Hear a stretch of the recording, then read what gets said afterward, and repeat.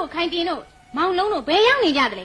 အရေးဟဲ့အကြောင်းဟဲ့ဆိုလို့ခိုင်းစရာရှိရင်သူတို့ရှားရှာနေရတာနဲ့ပဲအချိန်ကုန်နေတယ်ခိုင်တင်ရဲ့ဦးလေးနဲ့အပြင်ဘက်ကိုလိုက်သွားပါတယ်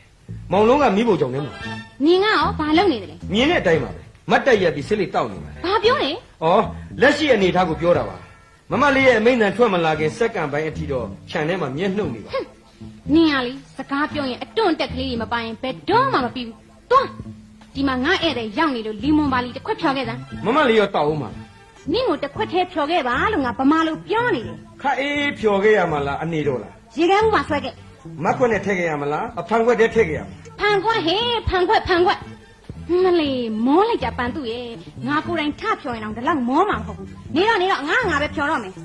နဝေတိန်တောင်းနဲ့ဒီကောင်ဘယ်ကကောင်လဲမေငါဘယ်ကကောင်လဲဆိုတာကိုအသာထားလို့မင်းခုချိန်ထိမျိုးဆို့နေတဲ့စပားတွေဘယ်နေရာကထွက်တယ်လဲဆိုတာကိုရောမင်းသိရအိုးလေတဲ့ကထွက်တာပေါ့ကွာအေးလေတဲ့ရတဲ့ကမင်းတို့ကျေးဇူးရှင်တောင်းသူလေသမားဦးကြီးတယောက်ရဲ့ရင်သွေးတောမှာမွေးပြီးတောမှာကြီးပင်းလာတဲ့မြေမင်းသားပန်တုဆိုတာငါပဲဟာဒီကောင်စကားပြောတာရိုင်းလာကြီးလားမေအရင်နဲ့အရင်ဆိုတာကိုမင်းဘယ်ကျမ်းဂန်တွေကဘယ်စာပေစကားလုံးတွေနဲ့နှိုင်းရှင်ပြီးဝေဖန်လိုက်တာဟဲ့စကားပြောတဲ့နေရာမှာမင်းတွေငါတွေတလှေကြီးနဲ့ရင်ကျဲမှုရေစည်းကြောင်းကိုပြောင်းပြန်စံတက်နေလို့ပြောနေတာပေါ့ကွာဒါကတော့မိတ်ဆွေရဲ့ငစိမ့်တန်းထဲကိုတမာတိချိန်ဝင်ယူလာပြီးအလုပ်လုပ်လို့မရတယ်လို့ရတနာဈေးတန်းထဲမှာလည်းဝရင်တုတ်ကြိုင်ပြီးထိုင်းနေစရာမလိုပါဘူးအေးဒါပေမဲ့ဒီတောဟာကြားပေါ်မှာသိရင်တော့တရားတော်နဲ့ဖြစ်ပျက်ကိုရှုနေမဲ့အစားအသက်လူကိုကိုယ့်ဘက်ကလက်နဲ့တည်းစုထားမှာ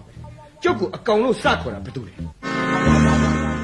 အောင်မငါတယောက်လုံးရှိနေတဲ့ကြားတွေကငါဧည့်သည်ကိုပမမခန့်ပြန်ပြောနေလိုက်တာနင်အခုထွက်သွားစမ်းဒါတထေးသားဟဲ့တထေးသားဘာမှန်းနေတယ်တထေးသားကိုလေးစားရမယ်လို့လောကတာရာပြုတ်ထဲမှာလည်းမဖတ်ဘူးငယ်တုန်းကပြည်သူနီတိထဲမှာလည်းမတင်ခဲ့ရဘူးဒါပေမဲ့ကျွန်တော်သိတာကတော့တထေးသားဆိုတာလဲခွေးနွားတွေလို့တွေးသားတဲ့တော်မျိုးပါအမလီပြည့်ရပါပြီမေရဲ့ကြည်စမ်းခွေးနွားနဲ့နှိုင်းနေကြပြီဟာခွေးဆိုတာထင်သေးစရာမလိုဘူးကိုလူသူ့ကိုအမဲရိုးတစ်ချောင်းကျွေးထိုင်အသက်ပေးပြီးညဘက်မှာလုံကြုံအောင်စောင့်ရှောက်ပေါ်ရတယ်တခေတ်အပေါ်မှာတစ္ဆာလည်းရှိတယ်တခါတလေ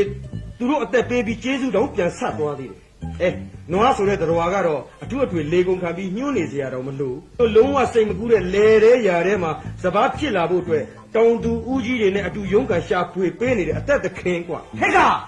မင်းစကားတတိုင်လျှောက်ဝဲမနေနဲ့ယောက်ျားဆိုတာဖျားစုပါဘဂဝါသားတွေกว่าငါနာမည်ကဝေရန်နဲ့မြင့်ညံ့နဲ့မဲ့ခေါ်ထားတာကြည့်ဆက်ဆံရေးမှာနေကြလုံးလို့ပြောနေတာပါပန်တုငါပြောနေတယ်သွားမလားမသွားဘူးလား